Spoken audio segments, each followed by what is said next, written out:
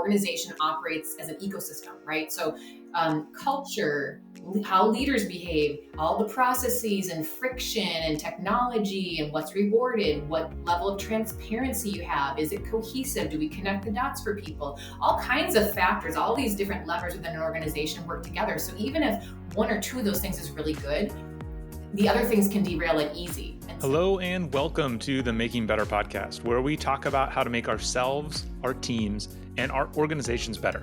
Whether you are a business leader, a talent development professional, or an individual contributor, this show will give you actionable insights to help improve your own performance and the performance of those around you. Our guest today is Tonille Miller. Tonille is the author of the book, The Flourishing Effect, and the founder of EXT, which stands for Experience and Transformation. In today's episode, you will learn how the way we work is struggling to keep up with the changes in the world, why so many of these problems are so hard to solve, and a basic framework to help you identify the actual cause of problems like high employee turnover or burnout. Before we get to the discussion, I need to remind you that if this is your first time listening to the show, make sure to hit subscribe so you never miss a future episode. And if you are already subscribed, then I ask that you share this show with at least one other person, because that, after all, is how we grow. I can't tell you how much it means to me. And with that, let's get into the discussion. So have you read The Psychology of Money? Yeah, I have actually. Really awesome. Because I read it last year, really, really enjoyed it. And honestly, especially as I was reading the introduction to your book, it really made me think of The Psychology of Money. Because the thing that stood out to me the most in The Psychology of Money was just this idea. They talk for a bit in the book about how like the 401k is only 40 years old, and Social Security obviously isn't that old. And this idea that you go back 2 or 3 generations, and just the expectation was you're just going to work until you die because there's nothing else, and how dramatically things have changed since then. And so now it feels like if you can't retire when you're 60, you've somehow failed in life. And that's just completely different than it was not that long ago. And the beginning of your book, I think, does a really good job tracing similar changes in just kind of like the way we engage with work. Could you start? Maybe that's a good place for us to start, of talking through this, like what's changed in the past, 75 years about how people engage with work. Yeah, absolutely. And I love the parallel that you make. I think there's a lot of things. I mean, I think in the beginning of the book, I kind of started with like the indentured servant model and the landowner model. And that's kind of where we started. Like the way we work today is still a lot kind of based on that, which is so far from where we are as a people, as you know. So I've got this whole chapter in the book that I call the New Deal. And it really talks about like how that old school social contract between the employer and the employee is no longer valid. And that today's workforce, for example, is they're just not willing to stake their futures on an organization that fails to offer them that security, the fair treatment, the adequate wages and bonuses of previous generations, and the pensions and things like that. Like today, there's no pensions. Wages are very underwhelming. I mean, the data just lines up how they've just gone downhill so much in percentage to like the income that's coming in, the revenue. And then companies are, basically perfectly comfortable laying off people as soon as their, profits dip below a certain margin. So I think because of those factors over the years, basically since the 80s-ish, many organizations have really just left people feeling dispensable, right? Kind of forcing them to search for other ways to secure their financial future. And I think at this point, it's really, it's safe to say that like that traditional employer-employee relationship, we've really outgrown it, for all these reasons. And so, in those days, it was like the job interview was kind of like the first date, if you will. And then you had this blind promise after that of a lifelong loyalty that neither party really is likely to uphold. So you'd have that dynamic too. And so in the book, I really propose a new social contract for the employee-employer relationship, but it's based much more on like transparency, mutual value creation, again, for both sides, and then that longer-term partnership, regardless of whether you're employed or in that relationship together. So in order to orchestrate that, it's really like organizations have to really I think, get really good at creating mechanisms for both parties to access and add value quickly as soon as possible to each side, because Mm. people aren't going to stay around forever and the company's not going to keep them forever. So instead of wasting everyone's time and money and energy, we need to find ways to quickly access that value. And then in the book, I go through some of the ways that, you can do that, some of those new sources of value, that type of thing. Yeah, now you're speaking my language, because I feel like, and since so many talent development professionals listen to this podcast, I think that's 100% right. Where when you see, a lot of the lack of need for training, or maybe poor training practices, or this idea that, well, we're just going to onboard people kind of through osmosis. They're going to be around, they're going to be an apprentice for a long time. It really relied on people are going to be around for 10 years, 20 years. And if people are going to be around for 18 months, 24 months, you just don't have any time. You need them to hit the ground running. Have you seen in your book, did you see a lot of benefits, like concrete benefits? Because I think there's a lot of companies that still haven't, grasped that's a key component of making this change. Oh, yeah, absolutely. Well, some of the things I kind of talked about was, for example, if you think of some of these new benefits or sources of value each side can offer each other that they're not really capitalizing on today, when you think about it, so one thing I know that LinkedIn does, and they started this quite a while ago, is like literally, I think it's the onboarding process itself. In that process, people are asked, how do you want to grow? How do you want to develop? And where do you want to kind of have changed basically before or when you leave us, basically? So they're basically reverse engineering from the very beginning, because they know people aren't going to stay forever. So they're Yeah. reverse engineering from the very beginning of like, where do you want to grow? How can we make that happen for you? And then where can we fit that into the job that we need you to do? So that's kind of that benefit there for both sides. And then with that, I mean, I think there's a lot of other things too. Like, for example, and some of these things may not sound that important, but they actually are. And one would be, organizations do not tap into their employees as influencers on social media and, in the Yes. gig economy and Yes. things like that. Like people, and there's a story in the book specifically that I talk about with this gentleman. His name is Tony, from, I think it was Sherwin-Williams, and basically he had this huge millions of followers on TikTok and on YouTube, and he had his own channel, and he just loved his job so much that he would Yeah. actually record himself mixing paint, and basically it got like, something that's kind of considered like paint and hardware stores are considered for old people, but he got like a bunch of young people into it because he had such a following. And when they found out that he was doing this, instead of rewarding him for that and basically giving him a bonus for bringing all these new clients and younger customers in, Oh. they fired him. So Oh that's a no. miss. So that's an example of what not to do. So that's like, Yeah. capitalizing on people's social media presence and influencership is a big deal, especially because everyone's a client and everyone's an employee nowadays, and it's very transparent, right? So Yeah. things like that, and the organization can do a lot of things too. Again, besides upskilling and training people and focusing on them, that's huge, obviously, first of all, to add value. But again, some of the really advanced companies will have really robust offboarding and alumni programs, so that basically once you leave, they want you to stay in that network because they know that you could refer them business in the future, Yeah. perhaps, or maybe you'll be a leader at one of their clients in the future. They're really playing the long game and taking that into consideration and keeping it like a nice ecosystem where you can come back. Maybe you'll be a boomerang. Maybe you refer us talent, as I manage or message or mentioned, or maybe like they even have like these alumni mixers every quarter. I know like some of the firms I've worked for does that, and it's really nice because then you feel like you're still part of the family always. To play a little bit of devil's advocate, is there the chance that this is kind of just like creating a world of work that is just even more tailored? I mean, kind of to the people like us, the people who are like go-getters and they're hard charging and they want to do different things and they're okay with uncertainty. Whereas I know lots of people who they just want a job. Like they don't want to become a people manager. They want to do great work. Like, don't get me wrong, they want to be good at their job and they want to continuously improve, but they don't want to be on social media talking about their work. They don't want to be, you know, constantly thinking about their next thing. How do we prevent this from going too far?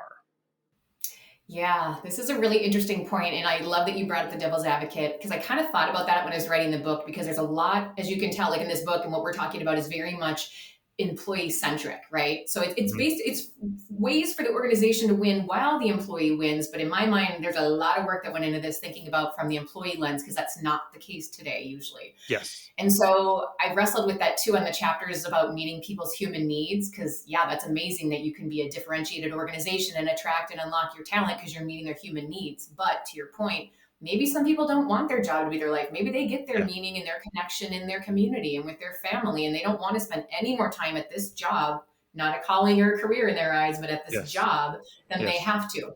And so what I would say is I think that there's absolutely room for all of that. And I think that that's kind of part of that dynamic between the employee and employer. It's like being very candid and transparent in the beginning. Hey, for example, if you have a family and a side hustle that you want to focus your time and energy outside of work on, but as long as you meet your metrics in the workplace or in the, the setting that you're in, awesome. But I think the key is being transparent and having those discussions Yeah. and with candor. And then maybe you'll change at some point. Because again, people, as we talked about, people don't just sit and say, oh, I just want to, kind of climb the ladder linearly or laterally or linearly, can't even speak this morning, my whole career. But now it's much more like hustle and flow. Like maybe I want to take a sabbatical here and then I want to come back and then I want to have a kid and then I'm going to do this. And then, I want to ramp up here and ramp down there. So I think to answer your question, there's absolutely ways to do it. But I think it just comes down to knowing yourself, what season it is in your own life personally, and being transparent about that with your company and your leaders so that you can work out that deal together, if that makes sense. That totally makes sense. I mean, I think the transparency is a big one. And I think there's also an element of, I wonder if you would agree with this, that, not everybody needs to be able to work everywhere, and different companies can set themselves up differently. When I left the military, I was actually, I'll admit, it took me a lot of wrestling internally with myself, because I left the military. We had just had our first kid, and I dove into this industry that was predominantly, filled with, it was, kind of this like tech startup industry where it's everybody is 70 hours at work. They're everything is just like we're spending as much time as we can in the office. Almost, I was probably at 32, I was like above the median age probably. And I was frustrated by it, because I was just like, but hey, I want to be here. I want to do this stuff. And like now, upon reflection, it's like, well, I don't need to be able to work there. Like they don't have to change their ways to me. If they want to be set up that way, they want to craft themselves towards a particular kind of talent, then maybe I want to work there, but that doesn't mean I have a right to work there. And as long as, I think, again, back to that transparency point, as long as a company is open and honest, and during the interview process, they're saying, look, this is the commitment that it Yeah. takes, and then leaving it up to them. The bad thing is when companies, and I've seen this for sure, do the whole, we're a family, we have work-life balance, and then you show up and it's not that at all. So I think the transparency piece totally makes sense. Well, I think you're right. And that's what I see a lot of too, is where, because I'm on the HR side a lot, hearing the HR leader conversations, and it's always, we got to get bodies in the door. We need more people. And it's always like more and more and more people. And there's often, unfortunately, this like undertone of just kind of say whatever you have to say to get them to sign the agreement or sign the document. And so I got to be honest, like I know I definitely am one of these people, but even there's plenty of all of us that are kind of hating on Elon Musk at times because of his management practices, if you will. But that's the one thing I think he did right. Like when he said, hey, we're going to be hardcore here, we're doing all this. I don't personally think that's going to get the best out of his people, but I understand that some people really flourish in that environment. And as long as he's transparent about it and says, this is what we're doing, we're sleeping in the office, we're doing whatever. And if you want to do that, you come on board. But it's like the companies that don't say that and then expect that later, and then you don't get promoted because you don't do it, or you get fired because you didn't do it. That's where the problem comes in. Exactly. And I think, to the X, previously Twitter example, it was just, I think the main reason that got so much press is because, from what I understand, it was just such a Yes, dramatic 180 in their culture. absolutely. Everybody there was expecting one thing, and then this leadership change happened, and it was different. It was very different. And that's tough. That's definitely tough for Yeah. sure. Um, yeah, and you mentioned earlier this idea of, most of your book is very employee centric, and I do think it's interesting when I've looked at this space, and companies, whether it be HR, other parts of the business, are looking at ways to solve some of these problems, whether it's burnout or retention or whatever it is. It seems like very often the focus is on the employee. and providing the employee tools. We're going to bring in a time management expert so that the employees can manage their time better. We're going to bring in a mindfulness expert so that the employees can fix their do their internal stuff. But it seems to me that though it's great to provide those things, very often they're not solving the problem. They're solving the symptoms, not the disease, right? And is that kind of, it seems like that's kind of what you've found as well. Yeah, I think, you know, unfortunately, again, most of the organizations that I've talked to, and again, they're doing their very best. They don't, again, this is not their skill set or their wheelhouse, but they do Yes. approach things in a very band-aid, let's address that symptom perspective. And I think our society does that in general. When you think of healthcare and education, it does the same thing.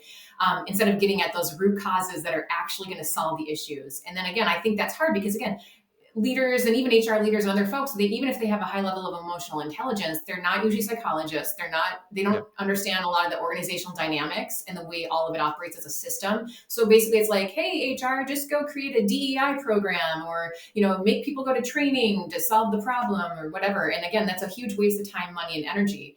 And what I always tell them too, when I come in, I kind of help them understand. I'm like, hey, you need to understand the organization operates as an ecosystem, right? So Yeah. culture, how leaders behave, all the processes and friction and technology and what's rewarded, what level of transparency you have, is it cohesive, do we connect the dots for people, all kinds of factors, all these different levers within an organization work together. So even if one or two of those things is really good, the other things can derail it easy. And so I don't know, I kind of like, for example, if a company wants to be innovative, because that's what everyone says, Everybody wants to they're be like, innovative. oh, let's get a new technology platform that'll give us innovation. And they don't realize that, like, that's great, that's one part of it, but like, even if they roll out a program with it on top of that, it's like, unless they account for that entire system, which would mean things like creating a culture of psychological safety, having leaders role model their own personal vulnerability, rewarding people for taking risks, telling stories about them taking risks and how they learned all these great things from it, calling out wrong behaviors, you know, aligning the incentives, like all those kinds of things have to happen, not just here's a new innovation platform. So I see that a lot. Yeah. And, like you mentioned, a lot of these leaders aren't trained in this kind of stuff. They don't have a background to see this stuff. Whereas, especially inside talent development, maybe there's quite a few people that are. There's people with backgrounds in organizational psychology, and it can be hard, as someone who is constantly approaching these leaders to try to teach them about that ecosystem. How do you, what techniques do you find work to approach that conversation? Maybe, to get people open to these ideas and make them realize, hey, it's not a new technology isn't the thing, or a mindfulness retreat isn't the thing. There's a broader ecosystem change that needs to happen. How do you get started in those conversations? Yeah, thank you. That's a great question. I don't think anyone's ever asked me that. And it's really an important thing, as we just mentioned. So, what I tend to do is, number one, for better or worse, a lot of the times by the time I get brought in, it's because they've experienced pain, which for better or worse, Mm, that's a really good motivator. It's like if they did an implementation of something and they're like, oh, no one adopted it, or it didn't work, or we didn't get the ROI, then they'll bring me in and say, what happened? That's some of my use cases, anyways. And then I can yeah. explain to them, well, this is all these things here is why it didn't happen. These are the things we now need to do. I know how to do that. Let me work with you to do that. So that's one discussion. The other thing is, if maybe they haven't experienced change or I guess pain, the good news is I have enough years under my belt that I can kind of come in the door and say, hey, totally cool. If you want to go and do it your way without change management, without some of these other things I'm talking about, you go ahead and try it. Not a big deal. But then when it doesn't go the right way, if it doesn't, give me a call. So I try, and I have a lot of data again Mm, from my clients over the years, and I put a lot of this in the book for that exact reason. So unfortunately, it often takes them having at least one bad implementation or some pain of some sort. Or, for example, sometimes they'll come to me and it's the pain is that, oh, our turnover rate is so high, our people are super disengaged. That's also a pain point. And then I can kind of meet them where they are basically and say, yep, this is why. Let's get under that. Let's get down to the real strategic cause. And I think that's the other thing too, is when I can share with them that what I'm doing is not, here's a program, here's a band-aid, and I can actually say, no, yeah. this is extremely strategic. We're actually drilling down into what's going to be solving that root cause problem. A lot of leaders, their ears perk up. They like that. And because it's kind of like, oh, we realize it's not just a program, which they know doesn't work. Yeah. Yeah, I love that you brought up all the pain, because it's interesting through the journey of starting my own company and working with a lot of businesses and figuring out how to sell the company. One of the things that I often think about is trying to identify those Yeah. pains, right? And very early last year, I was talking with a friend of mine who kind of posed the question of like, are you painkillers or vitamins? And how you want your business to be painkillers, like because that's what like people need, that's what people want. But then as I kind of got further into that, it's like, okay, so there needs to be an identifiable pain in the business, but there also needs to be a clear owner of that pain. And I think that's one of the things where so many of the challenges that I'm sure you run into and we run into all the time in talent development, something like you just mentioned of Mhm. retention, it's not often one person's Mhm. pain, and sometimes the CHRO is tasked like, you need to go fix this, but it's certainly never one person's, it's certainly not one person who is responsible for all the Mhm. causes, because there's lots of causes. But very often even the pain itself is just very distributed, and so it can be difficult to figure out even who to talk to, I suppose. Do you ever run into that where it's just like somebody comes at you? How often does somebody present you with a problem and then you kind of have to do a big kind of walk them through a bunch of stuff to say like, that's actually not your problem, this is your problem, or you think you're responsible for it but this person is responsible for it? um, how do you work through that? Yeah, and that happens just about every time, no matter what the problem is. Because usually people, again, it's not their skill set. They just know, well, people are leaving or people aren't using our new platform. We know those things, but that's all they know. They don't know why. And to your point, I have to bring in a lot of these levers that we talked about in the beginning of this conversation and say, and what I do typically when I go in is I will look at things like engagement survey data and all that other stuff. Yes, let's look at the data, the turnover. That's all important. It's not unimportant. But then besides drilling down into getting really deep on what the exact root cause from that is, then we talk about some other things, right? So what is your culture like? What are, do we have like stay interviews, exit interviews, all kinds of your Glassdoor profile, social media? Let me do some interviews and focus groups and really get down to the meat of things. And then to your point, also get into with the business leaders and understand, because usually everybody's got a different version of the same thing. But to your point, it's distributed and it's different across different people and groups. And each of these different things is caused like each, there's like two or three of these things that are causing different Yeah, pains for different people. So you have to really get in there and kind of, again, I always diagnose it as a full system. It's not just this one yeah. department or this one thing over here. So I try to get as comprehensive as possible. And now that I've done it enough and seen it, so many different flavors of it, I can get down there pretty simply and pretty easily. Yeah, I think I'd love to double click on that, because I think that's an area that could bring a lot of value to the listeners of what is your process for diagnosing stuff. You kind of quickly went through, look at Glassdoor, do some interviews, but who are you talking, like how many people are you talking to? What levels of the company are you talking to? Are they one-on-one or are they group? It'd be great to hear, and I'm sure it's Yeah. different in different organizations, but from a high level, do you have kind of a basic process that you kind of walk through to start that diagnosis that people would be able to action on if they're facing these same kind of problems and they want to go to their leadership and say, hey, here's the true solution, but they don't have your experience in trying to diagnose that? Yeah, and it does depend. So, for example, a lot of my work is change management and transformation of, whether it's technology platform or a new culture, a new merger, like whatever the case may be. So when it's that, it's a little bit different. So in that case, if it's a Okay. change of some sort, because what we're trying to get then is adoption of something different, right? Yeah. Behavior change, Yeah. something different. So in that case, it's actually I have a whole list of questions, and like I said, I'll review all the different data, like what's the pain point, what's the presenting pain point, we'll call it that, right? Like what do you Okay. think the situation is, or what's the big I love that. change? From there, I ask them if it's like they already implemented something, understanding like, was there any change management around it? And with that, it's like all these 10 different levers of change of like, did you have leaders lead it and communicate it? Are they telling stories? Did we communicate as an organization? Did we build it into the way the organization already operates as far as policies, procedures, the way our technology links, and all those kinds of, like, there's all kinds of levers that I'll ask them about, and usually the answer is no for most of those, or yeah, most of them it's usually no. So basically that's a good starting point, like, well, let's build a plan that's going to bring all these things in that it makes sense to bring in, so we can kind of almost reboot it or relaunch it. And that's one way I call it, kind of the optimization of whatever change they're trying to drive. That's one flavor. The other thing is, to your point, I think a lot of HR folks, it's like, or even just, managers or team leaders. And Yeah. the problem is retention and engagement and performance. Like those are, or silos, like all those kinds of other organizational problems. Yeah. That's what they come to me with and say, okay, we have all these silos. What do we do? Or we have this.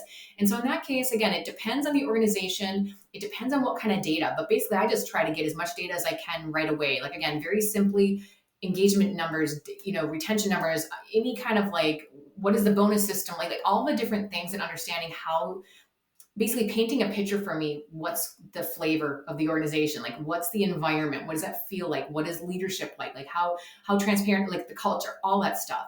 And once you do that, then it's a matter of drilling down. And to your point, I tend to do a focus group. We can do surveys sometimes, but I like to do focus groups or interviews with Okay. probably about 5 to 15 people, kind of a cross-functional, cross-level group of different levels, that sort of thing. And that's after I've spoken with some leaders. So then that's also folks on the ground, including managers, and just getting their perspective. Like, hey, we realize this problem is going on. We're trying to get under it. We think we have a couple of ideas over here. What do you think of these? Do you think this could be a cause? If not, if yes, whatever, add to it. What else do you think it is? And then if we need to, we even go deeper. Like we'll even interview like a larger group of people, as many people on the ground as we possibly can. But it really kind of depends on what the problem is and how much other data we have. So it sounds like there's at least 3 layers to get started. Of first, you're looking at, as you said, the presenting problem, where what's the data around you think this is a problem, and kind of see what data there is there. Then a series of, sounds like kind of one-on-one interviews with different, whether it's the managers or the business leaders, like the key kind of the key stakeholders, to check some of those assumptions, some of the things that you saw from the data, start to develop hypotheses, that kind of thing. And then after that, you go to these larger groups, 15 people, to kind of, it sounds like you're kind of pressure testing the Yeah. findings in those. Yeah. Okay. Yeah. Okay. Because I think it's good to go, because again, some of these people are like, a lot of the times the people that we're talking to are totally aware of the problem, but Yeah. no one's asked them.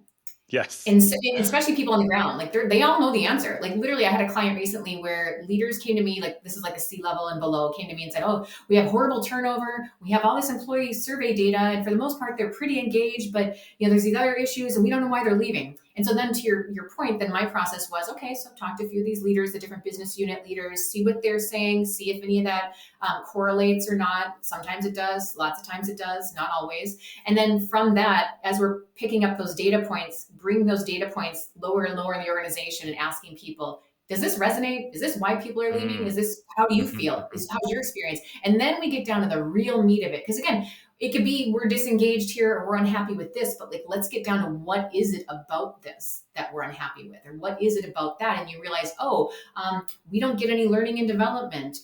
We don't get work-life balance. I had a client where that was the issue. They said they were paid plenty fine. The pay was good, culture was good, but the work-life balance was horrible, and they weren't getting training that they needed to be successful in their role. So it's always like a kind of, I always feel like it's like a bucket of 10 different things, and it's probably a matter of 3 or 4 of those things, but you don't know which ones until you talk to the people, because it's different by organization, department, level, etc.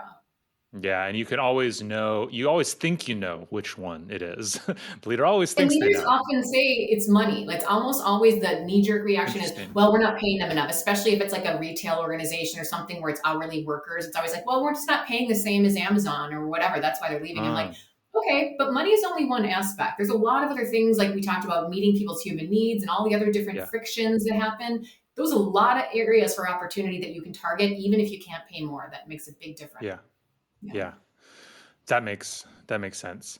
Going back, you mentioned a lot of your time is spent with change management and introducing new systems, and there was one thing that stuck out to me from your book around this idea of what the expectations that employees have because of technology out in the world. And so if they come into work and you have these really clunky processes, then they're going to get really frustrated. And I 100% agree with that.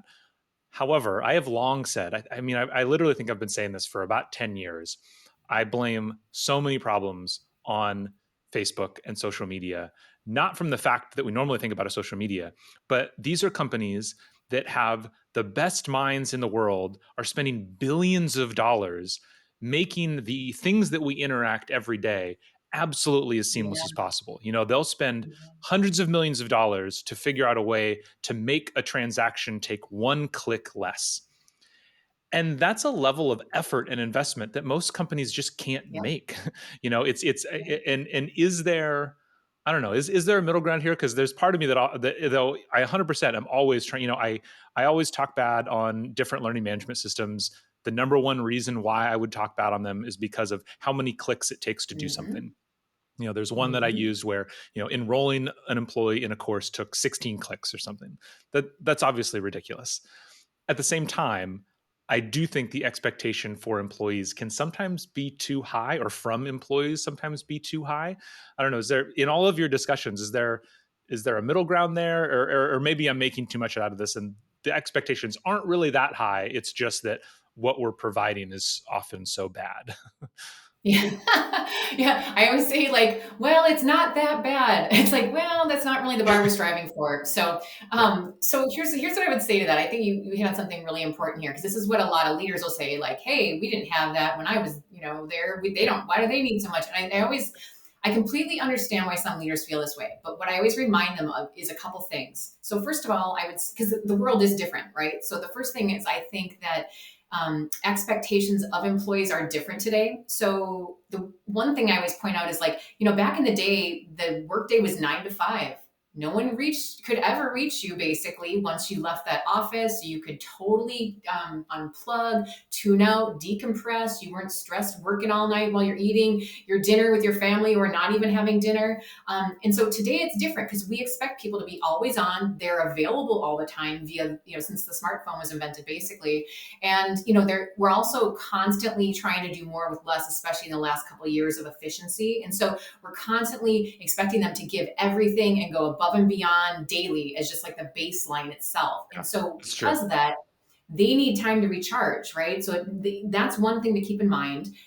The other thing I would say is, over the past several decades, more and more of the value created by companies, instead of coming from things like machines and like oil in the ground and like material things, it's actually coming now from our most humane aspects of people. And I think the number is something like, I don't know, Alan Murray did this study, and I think it was kind of like, back in the 80s, it was like the majority of the balance sheet, like 85% of the value came from those material things. And now I think it's like 90 or 95% of the value that companies bring or make in the marketplace is from these most humane aspects. So if you think of like brands and creativity and ingenuity and using empathy to create software, like all these things, it's coming from our most human parts. And if we're constantly burnt out, we're constantly on, we can't decompress, and we're not treated like a human, it's like the work has become less and less mechanical, which is Yeah. great, but we're expecting all those really humane qualities, which means we need to give our people well-being, meet their needs, treat them like the most human people, because they can't show empathy if they're kind of shuddering and hiding and stressed out and in a stress response. They can't do those kinds of things. It's a different kind of thinking and a different part of the brain. So that's the first thing that I would say where I think this comes in. And then the other thing is, as you mentioned at the very beginning of this, is that our younger workforce has really grown up in a world that, as you mentioned, is one click, friction free, super personalized, user friendly, with real time feedback. Everything's very clear. It's like everything is much more progressive and democratized in a way, as far as transparency, all that stuff. But then they go to work, and it's like there's clunky technology, there's bureaucracy, there's this command and control leadership in a lot of Yeah. companies, there's like lack Yeah. of belonging, lack of transparency. And so they feel like they're stepping back into time to like 1985 when they go to work. So so I always bring those data points up to leaders, because I don't think that Yeah. they realize that these people didn't grow up in the same world as the leaders Just did, how with leaders. much things have changed. Yeah, like they gradually kind of got used to technology moment to moment, the leaders did. But these younger folks, they've grown up with this totally different world. So Yeah. it's just really weird for them when they go to the office and it's different. Yeah, that makes a lot of sense. That makes a lot of sense. I think that's great. So we always end with the same three questions. The first one is, what is one book or podcast everyone should read or listen to, and why? Now, you have your book, The Flourishing Effect. I'll go ahead and say that everyone should go read that. Do you have another recommendation? Yeah, I mean, the book I've been recommending since I ever found it, which was over a decade ago, is Man's Search for Meaning, just because it puts everything in life in perspective. Have you read that? Yeah. Oh, 100%. You That's get an it. absolutely fantastic book. Yeah, and it fits right in with everything that we're talking about here, which is Yeah. great. Yeah. What is one skill that has most helped you be successful in your life? I think it's just always keeping my focus on other people. So whether that's Hmm. clients, bosses, colleagues, whatever it might be, and just thinking about like, okay, what are they trying to accomplish? What can I do to add value and help them accomplish their goals? And then also, I think for me personally, just always learning from every situation, especially the difficult ones. Yeah. Yeah. I love it. And then you, as we've talked about here, you talk with a lot of different organizations. What is one of the most common opportunities you see for organizations to improve their talent development practices? Hmm. I think the data, I came across this data point the other day and it said that only 5% of people feel like they're actually meeting their full potential at work. And that Wow. just kind of felt like, ooh, kind of hit me like a ton Yeah. of bricks. And so, Yeah. on one hand, we've got all kinds of companies saying that, we need our people to be more productive, more efficient, more high performing, yet their people feel like they're not being tapped to use their potential and their Yeah. strengths. And that's where I Yeah. think a lot of the burnout comes from because I don't know if people know this, but a lot of burnout is not overwork. It's actually feeling underutilized, like you're not Yeah. using your potential. And so I think this is a really big opportunity for companies really to think of it like there's a lot of easy, low, no cost ways. And I have an entire chapter in the book, as you probably saw, on how to do this. And it's things like job crafting, internal career marketplaces, apprenticeship programs, cross mentoring, reverse mentoring, and tons more that it literally costs nothing. And so I think Yeah. those are some things for leaders and organizations to get started on. Awesome.